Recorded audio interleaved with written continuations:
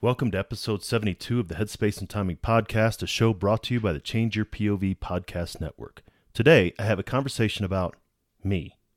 Back in April, I participated in the StoryCorps Military Voices Initiative, a platform for veterans, service members, and military families to share their stories. The goal of StoryCorps is to record and archive military stories in order to bridge the gap between those who have served and those who haven't. In today's episode, I'm interviewed by Jennifer Burch, an Air Force veteran who is involved in advocacy and awareness on a wide range of veterans issues. You'll also hear a random StoryCorps voice chime in a couple of times, but I hope you enjoy this glimpse into my world. What kind of advice would you give to others that are transitioning out of the military today?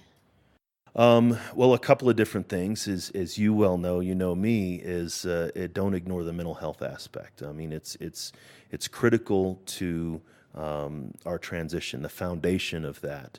A lot of people will focus on make sure you get your resume and dress for success and networking and all these things, and those are really like secondary level stuff. If we don't have our mindset right, if we don't make that shift, if we don't decide that we need to do something else, if we are struggling with PTSD, depression, substance abuse, and that gets out of control, then we're not going to be as effective as we are. So that's one thing is make sure that, your head's set right.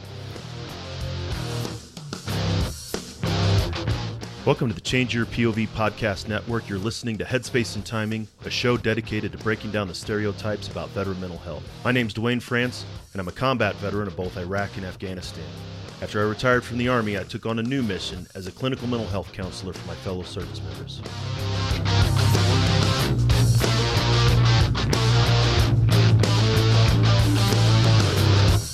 If you served in any branch of the military, you're familiar with the M2 machine gun, the 50 cal. It's one of the most effective weapons in the military's arsenal. If the weapon's headspace and timing wasn't set right, however, it was just a huge useless chunk of metal. Veterans can be rendered inoperable if their headspace and timing isn't set correctly either. That's my goal with this show, to change the way that we think and talk about veteran mental health and reduce the stigma against seeking support.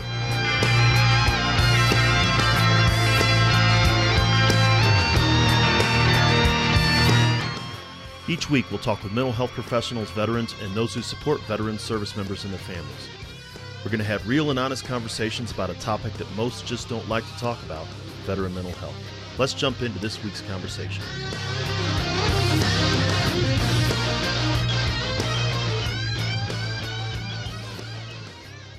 Duane, how did you tell your family and friends that you were going to join the military? So I didn't actually think about joining the military until I realized that the one college I could get into I couldn't afford, or the one I applied to that I couldn't afford, and so I was driving down the road. My mom was driving, and I said, I've been thinking about the Army. I kind of cringed thinking that she was going to freak out. So my dad had been in the Army. And she didn't freak out. She was like, well, maybe that's something that we should consider. And I kind of thought that was sort of a green light. So then I went down to the recruiting station, talked to a recruiter, went back to my mom and said, I'm joining the Army on Monday. That's when she freaked out because she thought we were just going to talk about it or think about it or something like that. And so it was a little bit more of it was an impulse, but then I really kind of got into it as time went on. And of course, she called my father and told my father, you need to talk some sense into your son and kind of get that thing figured out. But it was pretty interesting. Duane, could you elaborate on what you mean by mom freaked out? Do you remember what she said? Well, yeah. I mean, it's just I think that the big thing was she's like, wait a minute. I thought we were only going to talk about it. I thought we were going to think about it. She said for her it was probably more theoretical. She hadn't gotten it into her mind that it was going to be something that we were actually going to do. And I guess I got the sense that she really didn't think that I was going to do it. Maybe. I mean, it wasn't anything that I'd considered before. And so at that time, it was the mid-90s. It was after the Gulf War. There really wasn't any combat going on or anything like that. So it wasn't really the danger thing. I think it was really just more the shock of this wasn't something that they had considered. And my father had been in Vietnam, and he really didn't want me to join the Army at that point. And so there was a period of time where they had some discussions and some influences and some very long, as long as you live under my house, this kind of thing. But ultimately, I kind of won them over, and the rest is history. Nice. So how did you choose your branch of service? Why the Army? So when I first went in, I had a buddy of mine that was going in the Marine Corps, and I was considering the Marines. And in St. Louis, where I joined, it was one of these recruiting stations. So there were four. I had gone into, and I was standing in front of the Marine Corps door, and they were closed. Right, the door was closed. They were out somewhere, and the Army door behind me was open. And this guy behind me was like, "Hey, what are you?" And so I turned around and I said, "I'm looking to join the military." He said, "We're the military." And so if the Marine Corps hadn't taken a late lunch, I probably would have joined the Marine Corps. But instead, I ended up joining the Army and kind of continued on. So there was no, Air Force or Navy recruiter in that same office? They were either farther down the hallway, or they were probably taking even longer lunch than the Marine Corps was doing. No, I mean, my father had been in the Army. My uncle was kind of in the 101st. That was really a big thing. I sort of joined to get money for college. That was kind of the original idea. But I realized it was the excitement, adventure, and really wild things, and did a lot of fun stuff when I was in. And that's really what I was looking for. And so really it was the Army or the Marine Corps were the ones that kind of caught my attention. And so when you joined the Army, what was your MOS or as your job in the Army? Fun story, too. So my dad convinced me to join the reserves. And when I chose to go from active duty to the reserves, that really limited my choices. I would have signed up literally for whatever they put in front of me. I really didn't care. And when I went down to the processing station, they said, well, since you're joining the reserves, you have to, choose from this group. They don't do still combat arms in the Army Reserves. The other thing that I found out that I hadn't been aware of is that I was colorblind, partially colorblind. So I didn't realize it, of course, until I had gotten to the processing station. So the career counselor there showed me this really long list of all the jobs that I qualified for in the reserves. But then he said, since you're colorblind, these are the 5 you get to choose from. And it was, if I can recall, it was truck driver, mortuary affairs specialist, laundry and bath specialist, and clerk, and supply, I think, right? So, and I sort of tried to negotiate, and I said, which one leaves the soonest? They said, well, you could be a laundry and bath specialist and leave in 2 weeks, but that doesn't come with any bonus money. And I was like, okay, well. And then they said the mortuary affairs specialist, yeah, that comes with, like, at that point, it was a whopping $3,000 in bonus money, which was big money back then, but it would have been spent in a week. But then they said, well, that doesn't leave for another year. And I was like, no, so then we compromised. So I chose truck driver. So when I was a truck driver, and I got like a $1,500 bonus. Again, it seemed like a really good idea at the time, but it wasn't in the long run. Then when I went back active duty, I told them that I wanted to change my job. And they said, I was only in the reserves for about 8 months, and I went to the recruiter and said, I want to change my job. And he's like, you can't. I was like, okay. And I joined anyway. And so it's really the jobs. It was logistics in the Army, and it kind of stuck. But there are other choices that I had. I could have changed my MOS after my first enlistment, but I chose to jump out of airplanes. Could have changed my job another time. I could have, I was on recruiting duty. I could have stayed a recruiter, but I wanted to go to combat. So really all the excitement, adventure, and really wild things was what kept me being a truck driver. And I don't really, I don't regret it in the long run. I really enjoyed sort of the problem solving thing, but it wasn't what I wanted to do with my life. And why did you choose to go from the reserves to active duty? Well, my father convinced me that I was too smart for the Army. That I think those were his literal words. And he said, you need to go to college. My son's got to go to college and get everything that I didn't get, and so on. I did. So I did a semester of college, and I did as well as I thought that I would have done anyway, which was not good at all. So I tried one semester of college, and I was living in my dad's basement, and I was working like at a pizza parlor. I mean, it wasn't, and really during that, I think it was like 8 months I was in the reserves, I was doing everything I can. I was volunteering to go to extra, on the weekend drills and, going. So a lot of the time I was spending playing Army, so to speak, and it was exactly So the more I tried it, the more I realized it was what I wanted to do. So I had sort of the same conversation with my dad that I had with my mom the year before, and I was like, you know what, Dad, I think I'm going to, go ahead and do the Army. At this point, he had realized, yeah, it's probably going to be best, and go ahead. I mean, not that it wasn't like a blessing thing, but it was. He said, yeah, that may be it. And when I went in again, they gave me a choice to be a truck driver in Texas or a truck driver in Germany.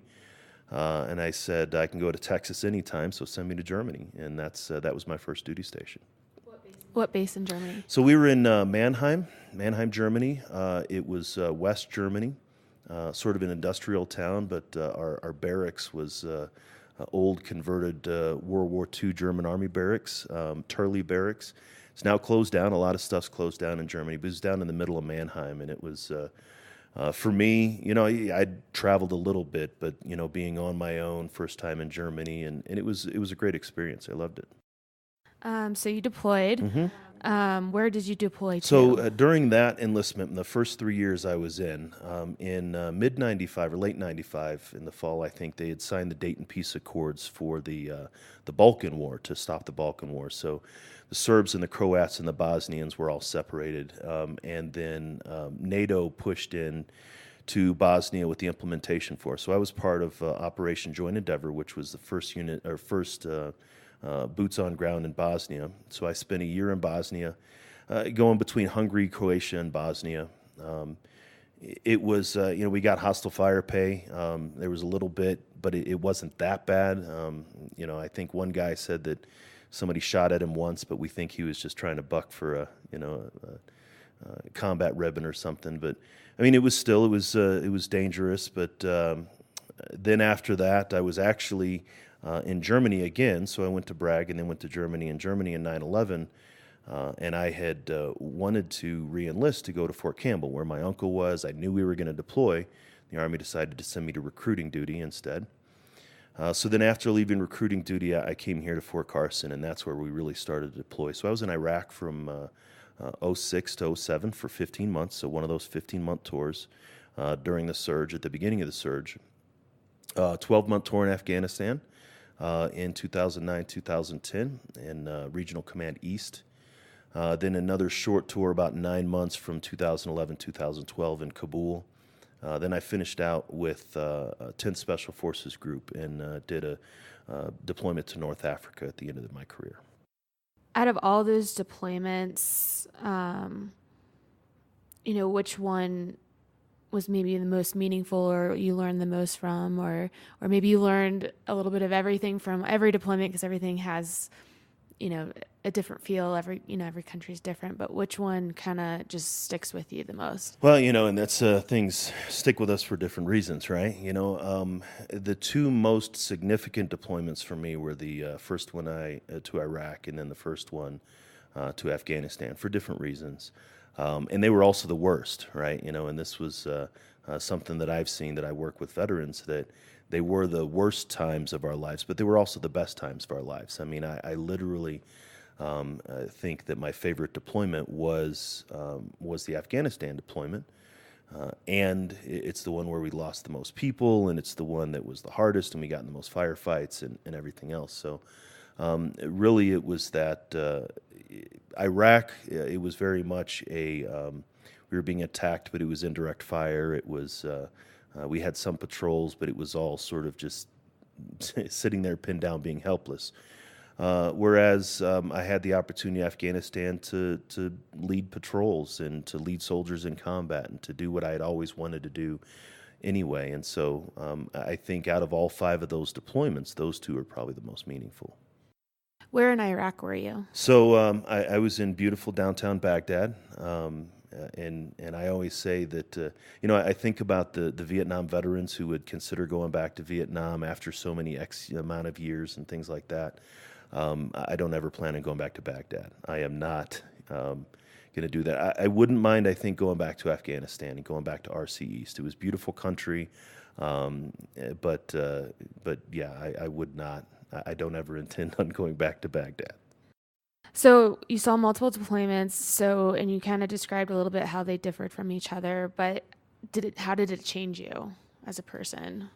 I mean, and it was that incremental thing. You don't notice that you're changing, right? You don't notice how things happen over time. I did recall after I came back from Iraq, I was hypersensitive, obviously. And this isn't a macho thing, but the indirect fire was so common, it ended up not bothering you after a while, right? I didn't even react. But yet I come back here to Colorado Springs and a dog barks behind me and lightning comes over the mountains, and I'd climb the walls, right? So there was that kind of thing. I recall we had gotten back from Iraq in December, right before Christmas, and my wife wanted me to come to church with her. She'd found a new church while we were deployed. I said, okay. So I had literally just been in Iraq like 3 days before. And where we were at, we lived our life in like a 4 square mile area. We went from one base to another, but everything, like we knew where everything was. We knew everybody. So we get to this, and it's one of the larger churches here in Colorado Springs, big auditorium. And the kids were small at the time, so they go off to kids' church, and then we go to sit down, and she was like, oh, I'm going to go to the bathroom. So she takes off, and then all of a sudden I realized that I'm in this huge room with hundreds of people that I don't even, like, the hair started standing up on the back of my neck, and it really started to get to me. So I think the size of everything when I came back, how far apart everything was, how big everything was, where life was very small when I was in Iraq, and that was a challenge. And then again, that just sort of you dealt with it because you have more deployments coming up, and you just kind of continued on that cycle. Can you describe how you felt coming home from combat, and if there was anything you missed from your civilian life? I always miss Slurpees. There's no Slurpees in Baghdad or Afghanistan, right? It could be like 3 degrees outside, and I would go get a Slurpee because that was, but it's those weird things that you don't realize what you miss. Yeah, they have burgers over there, but, things like that. For us, there wasn't a year from 2006 to 2013 where I wasn't gone part or even all of the year. And so coming back, it was just preparing for another deployment. We came back in 2007. Then the Army sent me away during the summer of 2008. By the time I came back that fall, we were already preparing to go to Afghanistan again. They gave me a platoon, ramp it up, so there really wasn't much time to reintegrate. It was, okay, let's, suck it back in and continue to move on. After my first tour in Afghanistan, I took over the company as a first sergeant, so I had that going on. Then had a deployment to Afghanistan, came, so it was really sort of a rapid pace, and you just kind of fell into the rhythm, and it didn't really reintegrate completely because you knew you had another foot out the door. Yeah, I think, one thing is that, as I always remembered, is like you're kind of like this robot where you don't take too much time to think about anything that you're seeing or doing. You just do it and keep moving forward. But when that time stops and now you have time to think about it, how did that affect you? Well, I kind of always describe it as like those moving sidewalks at the airport, right? You're just standing, and it's carrying you along, and then all of a sudden you're at the end, and if you're not prepared for that end, you're going to stumble and fall flat on your face. And that's sort of what the whole deployment cycle was. And it was, when I retired, I had a long time, and it didn't seem like a long time. And so it was challenging for me to sort of make that shift, that mindset shift to the Army is what I did, it's not what I do. A soldier was what I was, it's not what I am. And so when did you actually leave the military or retire from the military? So I retired in August of 2014. And what was that process like? I had come back from the tour in North Africa and had an opportunity to take an even larger role. They wanted me to stay in and go the next year. I'd hurt myself on a jump in 2012 as I was jumping with 10th Special Forces. And I needed to jump twice more after that just to make sure I hurt myself all, really good, because that's what we do.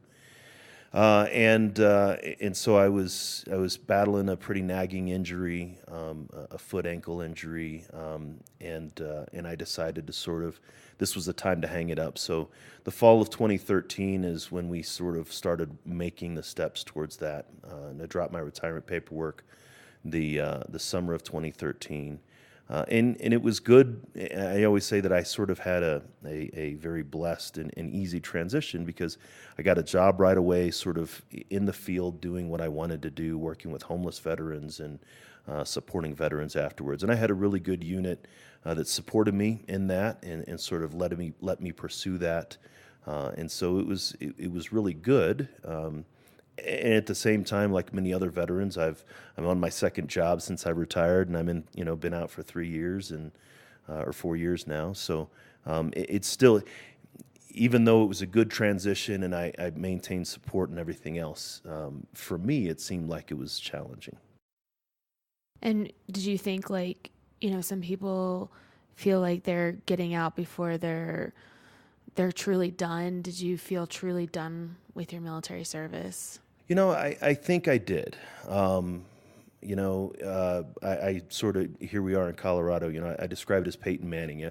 I went out at the top of my game, right? I had a great unit, 10th Special Forces Group. It literally was the best, one of the best times that I had in the military. Had a great deployment to North Africa, was able to do things that I'd been wanting to do for my entire career. And so it was, I think I was at that time where, everything was good. Also, just because of whatever, the Army's process, I spent more time as an E7 in the Army than I did the rest of the ranks. I was an E7 for 11 years, and, so I got promoted early, and then I just stayed in E7 for, whatever reason, the promotions didn't happen.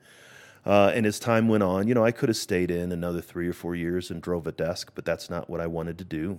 And the injury sort of told me that I wasn't 25 years old anymore. And so, I pretty much decided, and that was the thing I think that helped me shift. This chapter of my life is done. What can I do to start the next chapter of my life? And what kind of advice would you give to others that are transitioning out of the military today? Well, a couple of different things is, as you well know, me, is don't ignore the mental health aspect. I mean, it's critical to our transition, the foundation of that. A lot of people will focus on make sure you get your resume and dress for success and networking and all these things, and those are really like secondary level stuff. If we don't have our mindset right, if we don't make that shift, if we don't decide that we need to do something else. If we are struggling with PTSD, depression, substance abuse, and that gets out of control, then we're not going to be as effective as we are. So that's one thing is make sure that,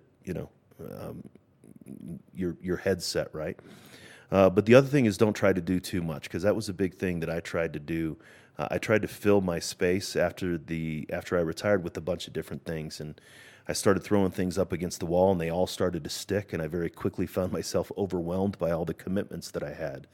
And I sort of gone through cycles of that, so I'll pull back from something, and then I'll start to ramp it up, and then I'll pull back. And I think I'm probably on my third cycle of that right now since I've retired, of just, you want to do, we're go, you're doing so much.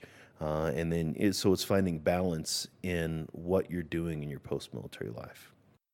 And how do you think your time in the military affected you?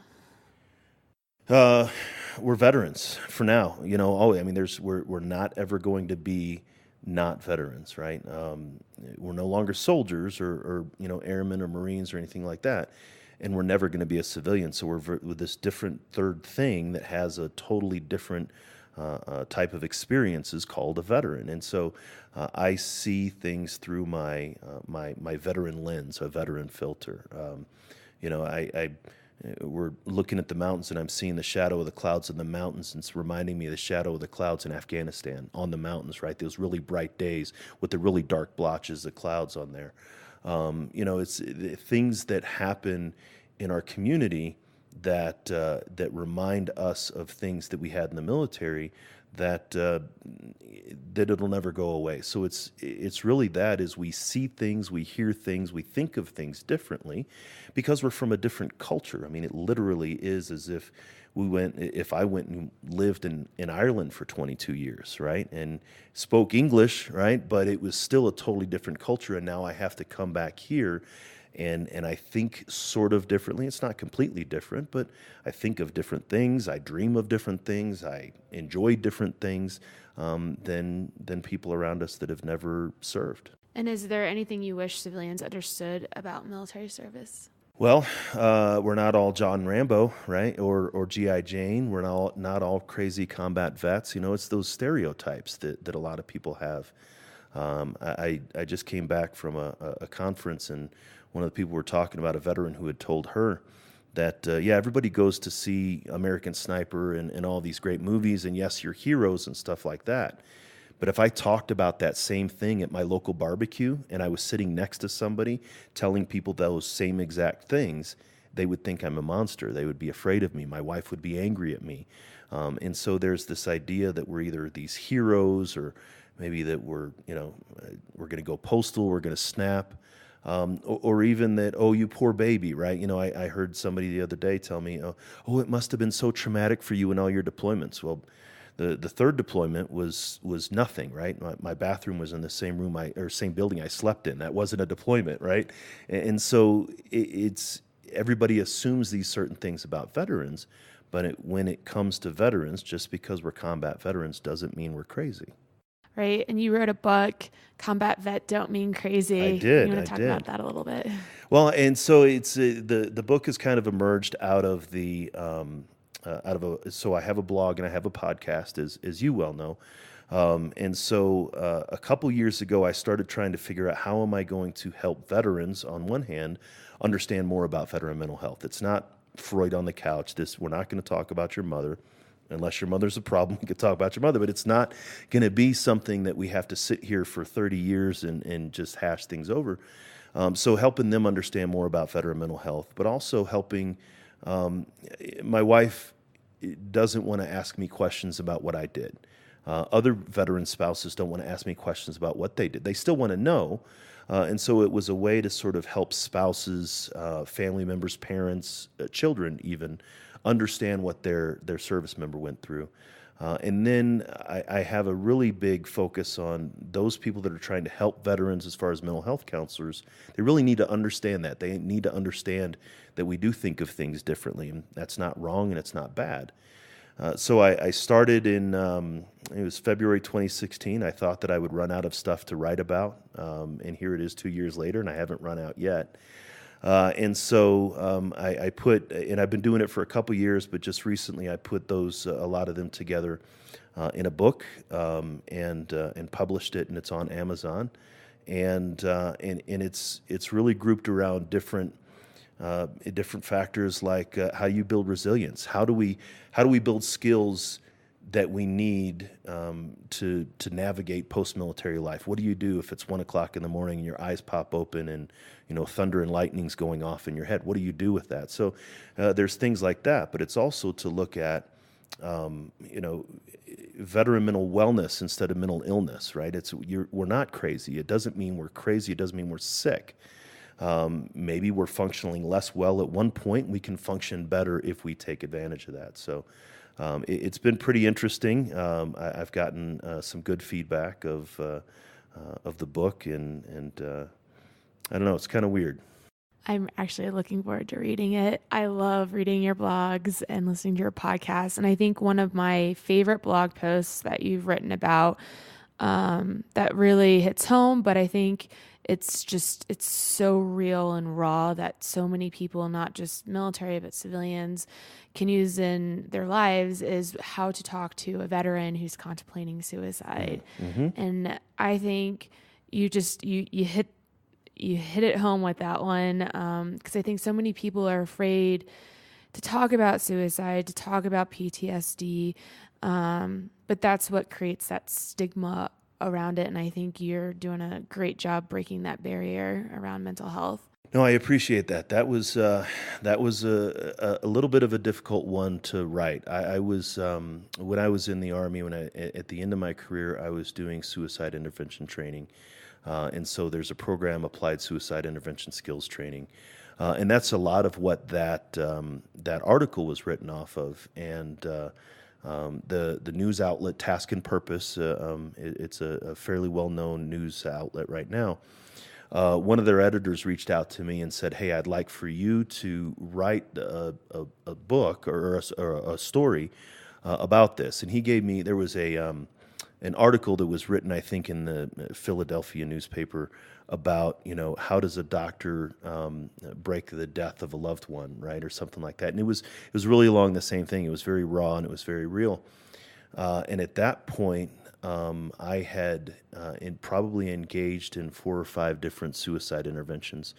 One of them, to be honest, being my father.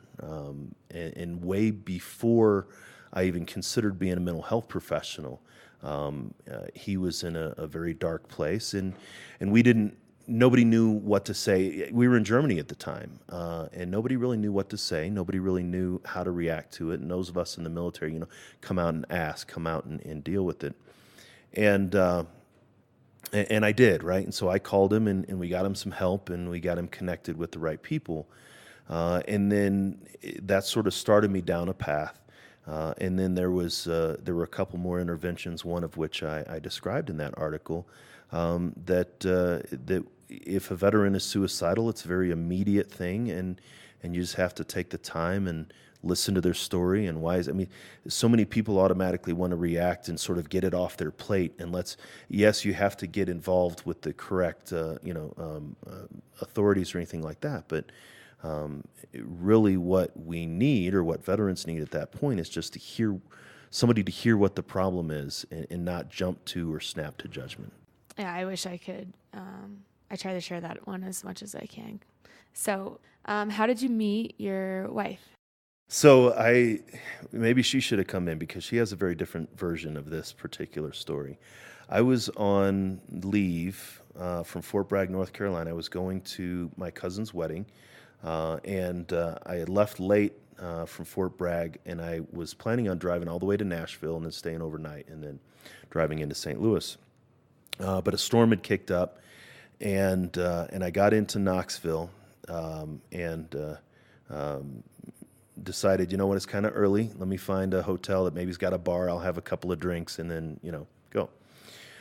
Stopped off at one place. There was no bar. Went on down the next one, and got there right. So there was a comedy club there in the basement, or in the lobby of the hotel. And I got there right for the early show, but I was like, you know what? I'm gonna wait. I'm gonna sort of go upstairs, shower, whatever. And there was a later show, so went downstairs for the later show, and we were standing there, and my wife, who she is now my wife, but she was there with somebody else, and I was sort of like that, I was like, is she with that guy, right? We see that kind of, I'm like, man, she's pretty cute. That guy's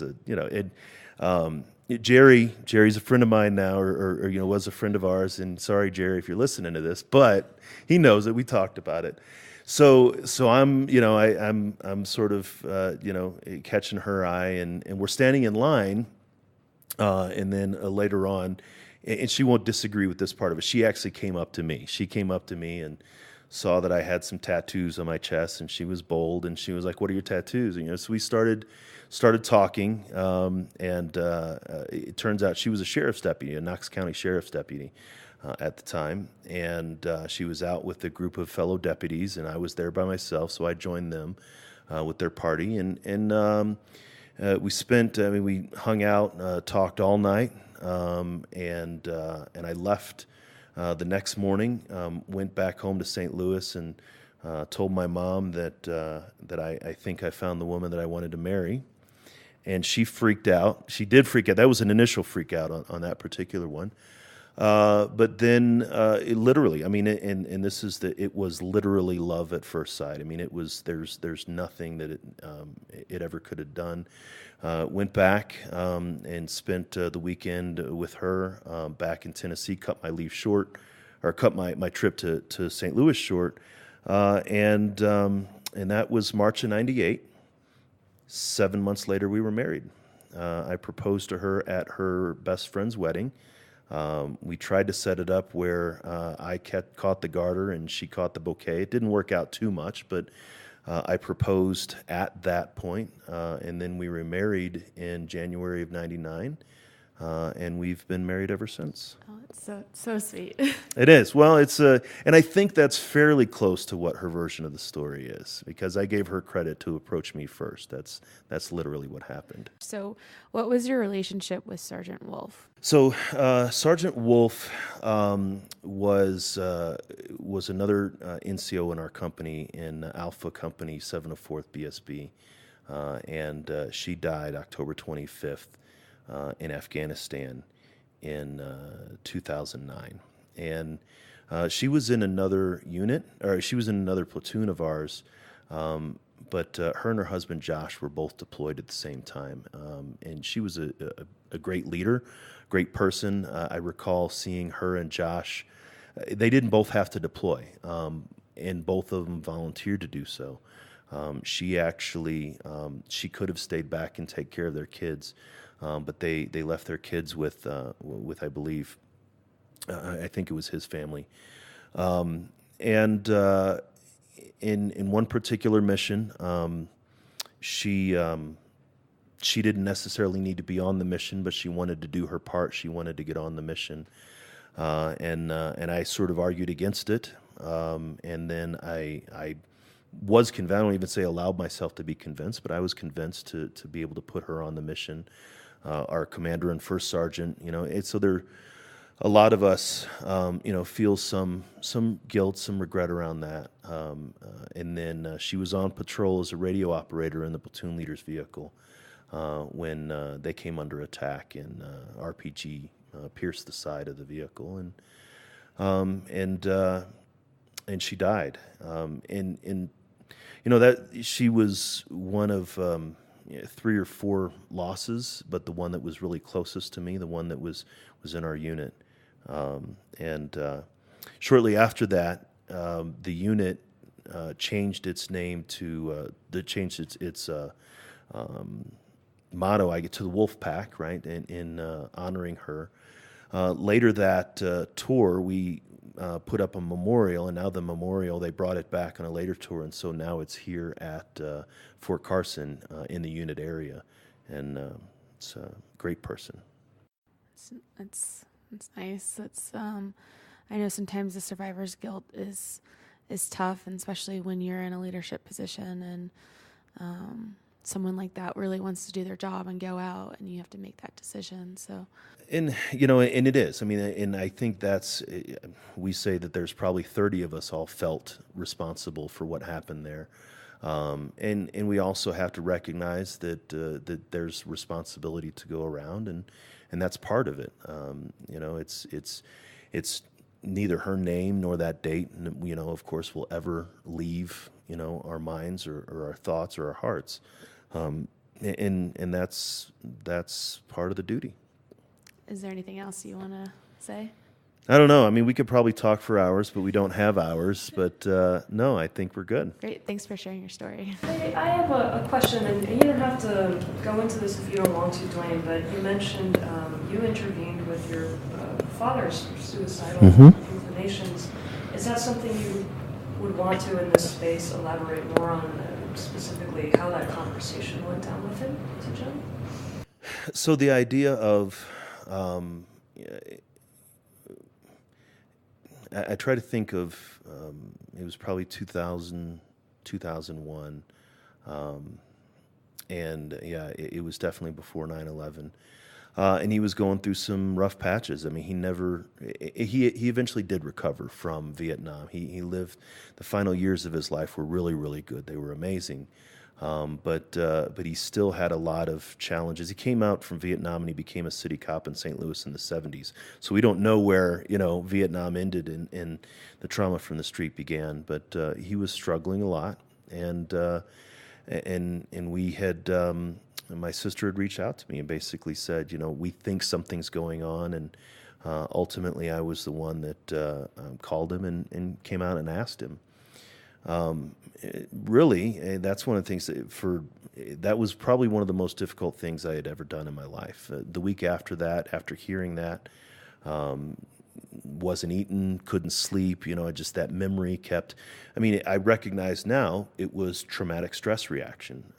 I did at that point reach out to somebody and kind of talk about it and deal with it at that point, but a very close family member of mine had literally been in a place where, death was imminent, and I intervened, and while it went well for him and he got the help that he needed, there was also a need for care for myself. And I think I put that at the bottom of that article was basically like, after you're done working with somebody who's been through that, you really need to take care of yourself, because it's a very heavy burden to bear, one that we bear gladly, but one that's pretty significant. Thanks for sharing your story with me. Thank you for having me share my story with you. I appreciate it.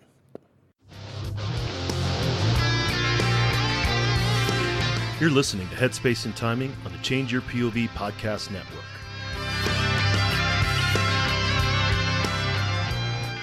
That was a good time, and hopefully you enjoyed it as much as I did. I gave you a look into my military service and showed that there's often an impact when we return from combat. Not that we didn't know that.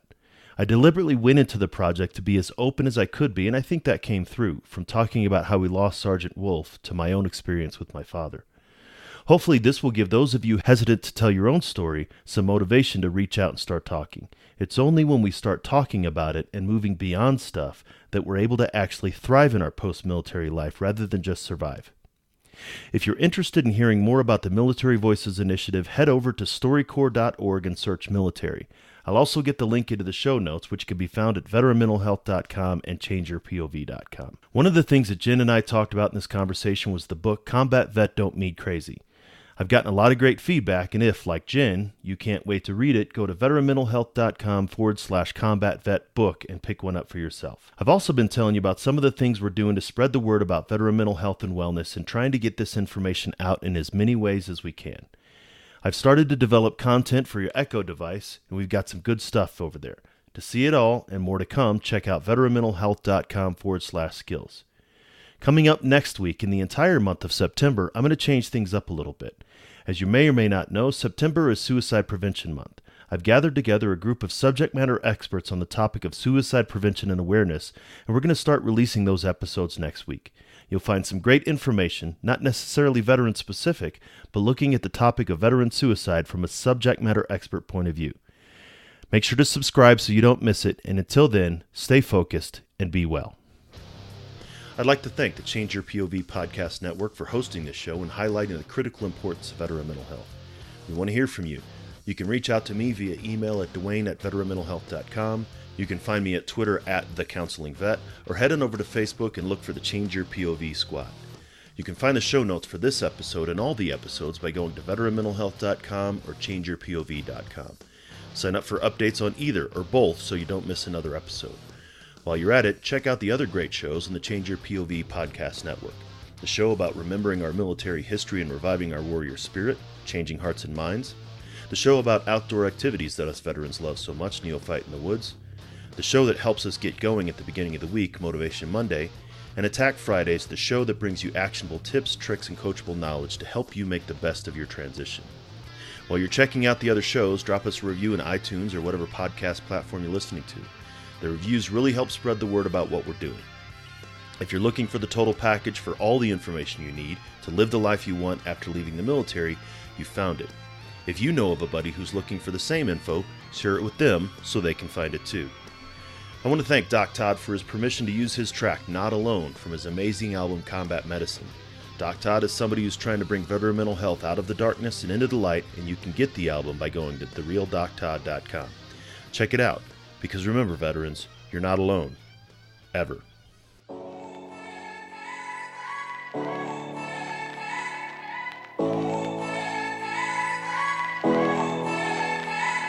The struggle is real, found a feast and lost a soul. Eventually my drinking, it got out of control. There in darkness I roam, struggling to find home. See, suddenly death didn't feel so alone. 22 a day, destination unknown. It could have been avoided if you picked up the phone, but now you're gone, so I guess all we get is the tone. Nothing but bone weeds.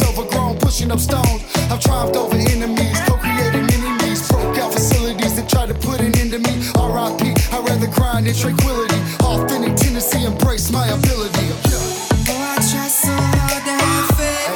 I bow my head and I pray. Lord, please lend me the strength to carry on and keep standing. How this life's so demanding, so much pain on this planet. I hurt each time I wake, but with you I'm not alone. You're not alone. Oh, yeah. And every time that I fall, I'ma call on you, get myself back up again. Without my Georgia girls, yeah, I'd probably be dead. Cause I'd be taking every nail that the VA said. Gave every shred, every last thread of my identity. Conquer my fragility, eliminate the enemy. Deliver me, God, from temptation. Tell me that this life is just a matrix. Need a facelift, back to basics. Vision LASIX, I only feel alive when I hear the bass kick. Oh, I try so hard to have faith. I bow my head and I pray. Lord, please lend me the strength to carry on and keep standing. How this life's so demanding, so much pain on this planet. I hurt each time I wake, but with you I'm not alone. Not alone. You're not alone. Oh, yeah. And every time that I fall, I'ma call on you, pick myself back up again. Yeah, just pick up the phone, you're not alone. Just pick up the phone, you're not alone, man. Just pick up the phone, you're not alone. Yeah, pick up the phone, I'm right here. And I love you guys. Take those bottles out, dog, and pour them in the sink. Take the needles out your arm and the gun away from your forehead. It's time, man, you've been through enough pain, stand up. It's time to stand back up. All my veterans, man, Army, Marine Corps, Navy, Air Force, Coast Guard. Get up, you know. Oh, I try so hard to have faith.